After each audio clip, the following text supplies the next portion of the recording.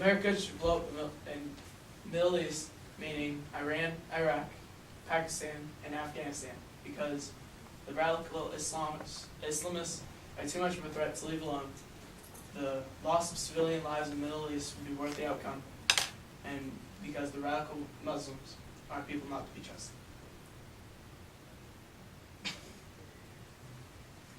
Bombing or nuking the Middle East, Pakistan, Iran, Iraq, and Afghanistan would be morally incorrect, and it would prove to start World War III. And chain reaction would be pretty bad. My first point is morally incorrect. If you bomb the Middle East, it will kill 200,000 of our own soldiers who are in those 4 countries and 120 embassies. So you'd have to evacuate in the first place, making sure everyone got out, and they would figure something out and attack us before we attack them. Secondly is it's unreasonably expensive. It would cause us to go into another recession or even depression due to being so much money. And we've already rebuilt Iraq once from attacking them. Why would we'd end up going back there and rebuilding them all over. My third argument would be the start World War III. Bombing those 4 countries or nuking them, either way, would cause radiation in India and China, which is a third of the world's population.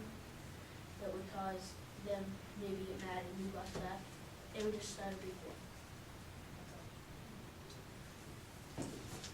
Back to your first point, just that. Morally incorrect. And The cost. That was just the cost. That was the second. anyways, you said that they'd have to evacuate. There wouldn't be a point in trying to evacuate because what if the radical Islamists tried to blend in with them? Then they'd all get away and we wouldn't have a chance to bomb them. There would be no point. We would only take away our people, our American soldiers, our American embassy, other nations' embassies. If we evacuated civilians, yeah, that wouldn't work. But nuking or bombing them would kill millions of civilians. And Your 15 seconds is up. You didn't even raise your hand. It's just turn to speak. No, No. I expect to listen to you talk. okay, so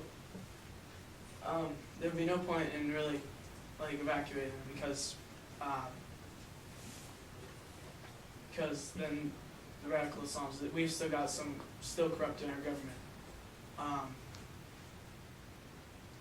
And if they're still in our army, they'll be able to escape away to and restart their restart. Listen. The thing about how you said the radical Islamists would blend in with our army, our soldiers, we've had this problem during the Cold War. There was many government officials, Russian spies within our own government. Nowadays, what we have is our soldiers.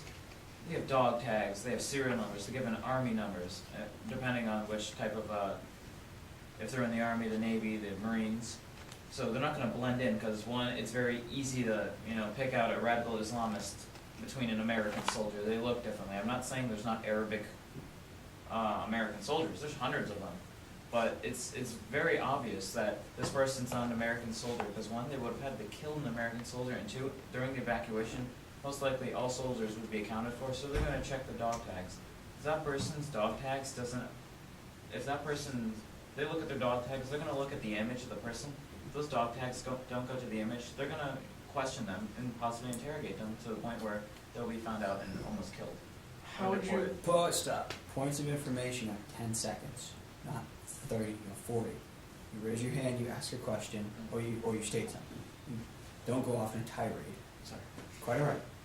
Continue, Jerry. I've just got a question for them. It doesn't quite work that way. It's your turn to speak, Jerry. Wait for your rebuttal. This is not a back and forth. Well, that's all I have to say. Okay. So, there we go. So now we're on your second argument. First of all, it's morally incorrect. You cannot kill all of the installations, and the civilians can Iraq because we have 250,000 soldiers and troops in the Middle East, and you'd just be killing all of them. So first of all, you'd have to evacuate all of the troops, and you'd have to murder all of the civilians that are in the Middle East. So it's very against the American way to kill all of these people in cold blood. Also, if we bombed the Middle East, they would either suspect something when we evacuated our troops and strike first, or they would just evacuate themselves out of the country before we were able to launch anything. But there is also the chance that they have the domino effect, and all the countries surrounding the Middle East would also strike the United States because of the threat to their countries as well from radiation and other weapons. That's all.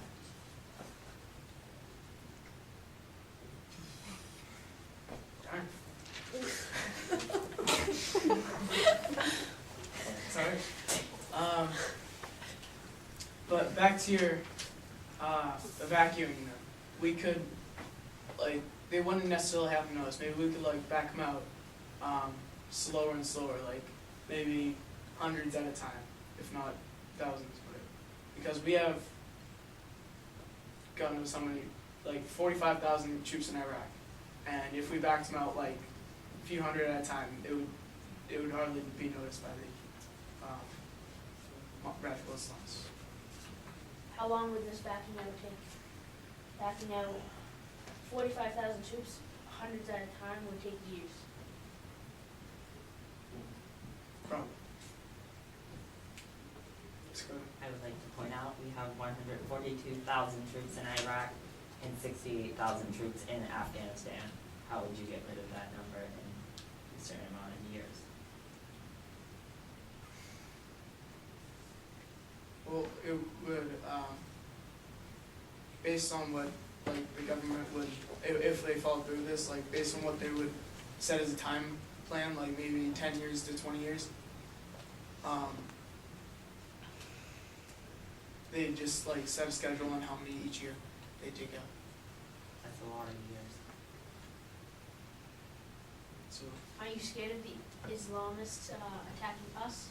Or would you wait 20 years to evacuate all our soldiers just so that you could attack them? They would attack us before them. well, that's the thing, because, like, they're not afraid to attack us, and so why should we be afraid to attack them? That's it. All right, moving on to the third argument. Well, I'm gonna, something we didn't touch on was the cost. That was second. I know, but we didn't really touch on it, so I'm just gonna touch on Okay. it briefly. What's so funny? I was gonna say that. One interesting thing I have to say is the cost of a single ICBM, which is an intercontinental ballistic missile, which is a missile that shoots into space and within 22 minutes it can hit another country beyond the world. The cost of one of those is $800,000. It would take 10 to 15 of those missiles to strike all these countries if they were nuclear tipped. If they're just conventional bombed, it's gonna be, the cost is gonna be even greater. We can't fly. We do have these B-2 stealth bombers and these big planes that could fly over these countries and bomb them, but they've got radar, they've got heat recognition, they can seek out our planes and destroy them. And we would have to get permission from the US government, like the president, he would have to sign this saying we can fly our bombers over there to bomb them. And you can't forget Israel. To fly a bomber over to get, here's Afghanistan and Iraq, to fly a bomber to Afghanistan and Iraq, we have to go over Israel. We would have to get airspace permission from them. If we're gonna fly a bomber over Israel, they'll shoot it down if we don't have permission to fly it over there. That's their air territory. We had the same problem in the Cold War. We'd be flying planes, and the Russians could shoot them down because they have the permission to do that. It's their airspace. They own it. And if we're gonna fly missiles, they'll shoot those missiles down. So really, the bombing doesn't work because there's. Alright. Back to the cost. We borrowed about 3, 4, I don't know how many trillions from China. If we could borrow that just for our stupid healthcare bill, then we could definitely borrow it from us. To correct you, 600 billion. Whatever. We are already in debt. I may add $12 trillion to the Chinese. Borrowing another $4 trillion just to do a bombing operation that has a success rate of very low would be